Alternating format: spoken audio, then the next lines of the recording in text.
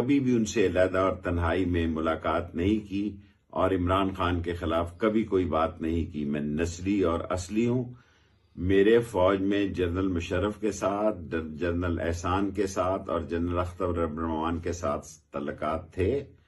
और जब मैं वजीर दाखिला थे तो मौजूदा डीजीआई और डीजीआई नदीम साहब और जनरल फैज से तल्लक थे सरकारी कामों के सिलसिले में।